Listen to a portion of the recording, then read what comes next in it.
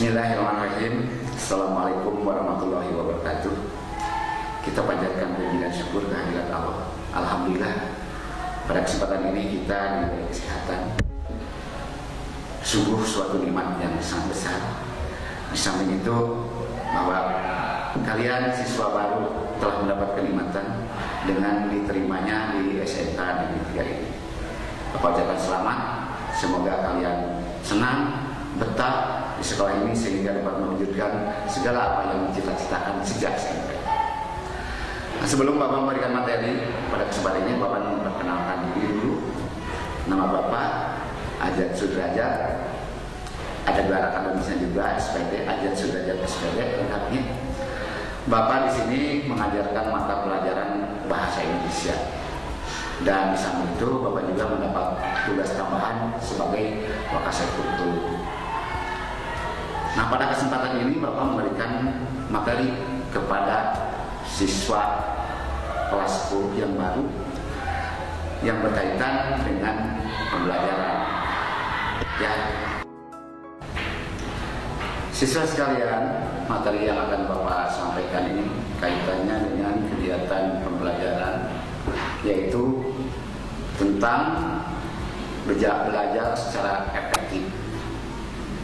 Ya, memang kata efektif ini biasa diterapkan pada setiap kata, ada belajar efektif, ya, menggunakan waktu secara efektif. Nah, efektif itu sendiri berarti kita menggunakan biaya yang sedikit, tempat yang sedikit, waktu yang hemat, tetapi hasilnya sangat memuaskan.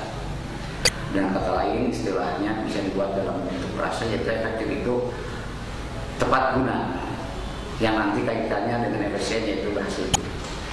Nah, kaitannya dengan kegiatan siswa yang memerlukan belajar secara efektif ini supaya mendapatkan hasil yang memuaskan dengan tidak membuang-buang waktu. Ada beberapa kata kunci yang harus kita laksanakan agar kita dapat belajar secara efektif. Nah, pertama, kita sekolah di SMK 3 ini, yaitu SMK itu mempunyai karakter tersendiri, beda dengan sekolah-sekolah lain, dengan SMA pada umumnya atau sekolah lain, apalagi dibandingkan dengan SMP. Nah, kalian tentu di sini mempunyai atau memasuki situasi yang baru. Nah, belajar efektif ini sangat diperlukan supaya apa yang diinginkan dapat tercapai dalam tempo yang tidak lama. Pertama, untuk belajar secara efektif itu kita harus mempunyai niat dulu. Bagaimanapun asalnya kegiatan apapun, kita diawali dengan niat belajar untuk mencari ilmu, niat belajar untuk memiliki keterampilan. Nah, di sanalah maka kita perlu merencanakan belajar apa, mau bagaimana kita belajar. Dan dalam rencana itu kita harus mempunyai target juga. Dengan mempelajari sesuatu itu, target apa yang kita inginkan. Nah, banyak cara belajar yang dilaksanakan, tapi hasilnya relatif. Karena apa? Karena belajarnya tidak efektif. Nah, untuk itu salah satunya supaya efektif dalam pembelajaran, kalau diberi tugas sebenarnya kerjakan. Kalau tugas itu bisa dikerjakan sekarang, jangan menunda-nunda waktu. Nanti karena ini masih jauh umpamanya. Ini dalam kegiatan pembelajaran. Jadi pada intinya kita jangan menyisihkan waktu di depan. Nah, tapi kerjakan dulu apa yang kita kerjakan, yang dapat dikerjakan. Setelah itu kita punya waktu, kita berpikir apalagi yang bisa saya kerjakan sekarang. Akan begitu terus ini karena salah satu ciri karakter pada anak yang rajin. Jadi anak yang rajin itu biasanya tidak pernah kekurangan waktu, karena dia selalu mencari-cari apa yang harus dikerjakan sekarang, dan nanti ada waktu di belakang sisa, itu pun bisa dimanfaatkan. Sebaliknya dengan anak yang malas, waktunya disisakan dulu di depan. Ini masih lama tugas ini, targetnya masih lama, kita nanti saja. Akhirnya ditunda-tunda. Ketika waktunya tugas harus diselesaikan, bahkan tidak dapat diselesaikan. Nah, salah satunya cara belajar efektif juga melalui membaca, sehingga muncul juga membaca efektif. Membaca efektif itu bagaimana? Ya membaca pelajaran, dan setelah dibaca itu ada hasilnya. Jangan kita membaca sudah waktunya lama, tapi apa yang kita baca itu tidak dapat kita pahami. Sehingga anak-anak cobalah, kalau Anda sudah membaca sesuatu mata pelajaran apapun, selesai membaca itu, coba pikirkan atau tanya diri sendiri atau buat pertanyaan-pertanyaan yang berkaitan dengan yang kita baca. Singkat saja ada rumus dari Bapak yang perlu diingatkan dari bacaan itu, kalau sudah terlatih hanya berupa nama dan angka.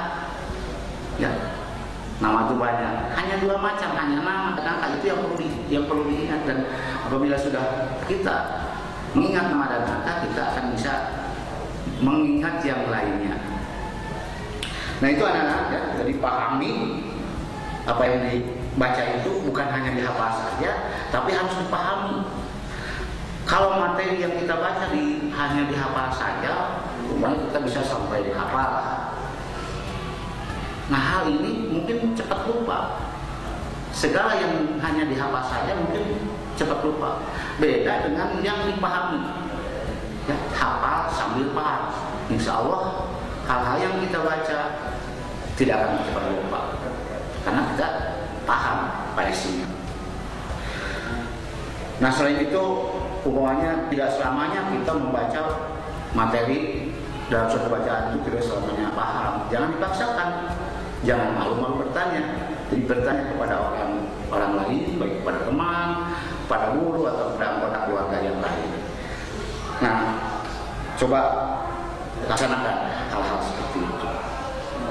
Nah, ini mungkin bedanya. Perlu kalian ketahui juga bahwa di SMK ini yang dominan itu bukan hanya saja pengetahuan, tapi keterampilan atau skill. Bahkan yang paling dominan itu skill. Sehingga di sini di SMK itu ada pengelompokan mata pelajaran, ada produktifnya, yang intinya ada normatif dan adaptif. Kalau normatif dan adaptif itu mata pelajaran umum mungkin sama dengan sekolah-sekolah yang lain. Tapi kalau pelajaran produktif itu sudah mengarah. Nah, di dalam pelajaran produktif biasanya kebanyakan proses pembelajaran dilaksanakan secara dengan praktik. Nah, di dalam praktik juga itu memerlukan belajar efektif juga. Sehingga nanti guru produktif Anda akan memberikan KBM-nya diawali dengan persiapan, sehingga ketika waktu yang praktik, ketika dibutuhkan, tinggal praktik, tidak ada yang tinggal bahan, tidak ada yang kekurangan persiapan, atau bahkan proses untuk melaksanakan praktik itu harus dikuasai. Nah, di sini memang banyak tantangan dan kendala untuk belajar secara efektif itu. Ada kendala tantangan bagi kita, bagi kalian juga. Bapak juga pernah dulu waktu belajar begitu, seperti begitu. Banyak di rumah, lingkungan di rumah banyak beda dengan idealnya. Ideal bagaimana? Banyak ideal kan kalian sudah sebagai siswa SMK sudah punya framing di rumah akan begini-begini. Nah, kalian harus pandai-pandai memberi pengertian kepada anggota keluarga di rumah bahwa kalian itu ingin belajar sungguh-sungguh dan akan ingin belajar secara efektif, minta dukungan dari keluarga.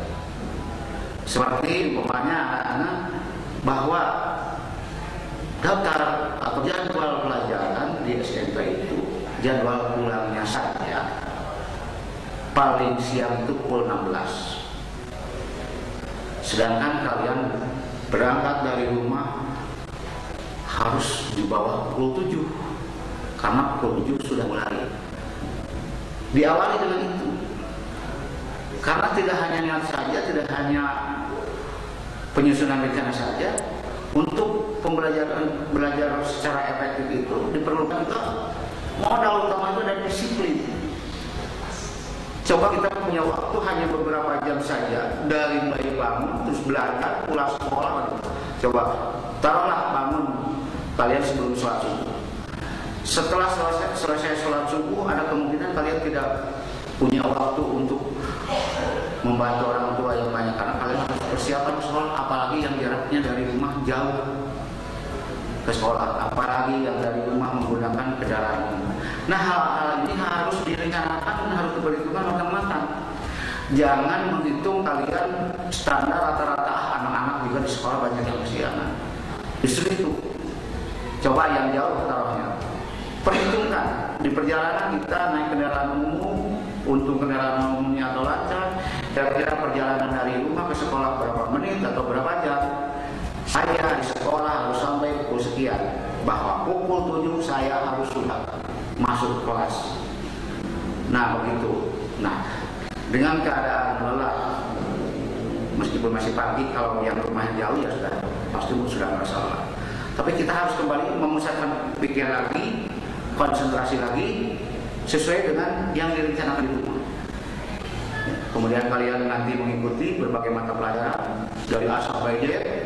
Mungkin ada pelajaran normatif adaptifnya hari itu, mungkin ada pelajaran taktiknya. Kemungkinan saja kalian pulang dengan dalam waktu sore hari. Nah, ketika pulang dari rumah, hanya dari sekolah pulang pukul 4. Dari rumah sampai rumah pukul berapa? Harus setengah jam, 4:30. Kalian siap-siap, persis segala macam, langsung harus melaksanakan ibadah sholat maghrib.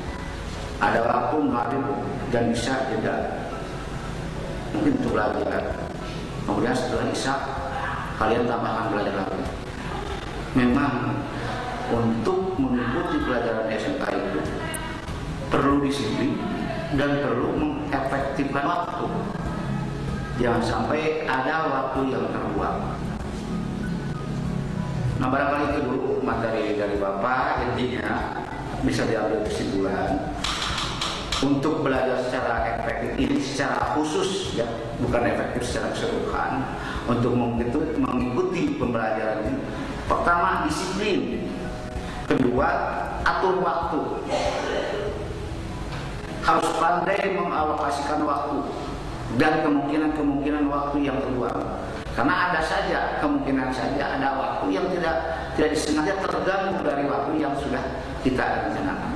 Tetapi kalau Anda sudah memperhitungkannya dengan matang, ya dengan mantap, meskipun Anda ada kendala, ya kendala sedikit tidak akan terlalu mempengaruhi kepada efektivitas belajar kita. Nah, barangkali anak-anak itu saja dulu materi dari Bapak. Sekali lagi, kunci utama adalah disiplin. Assalamualaikum warahmatullahi wabarakatuh.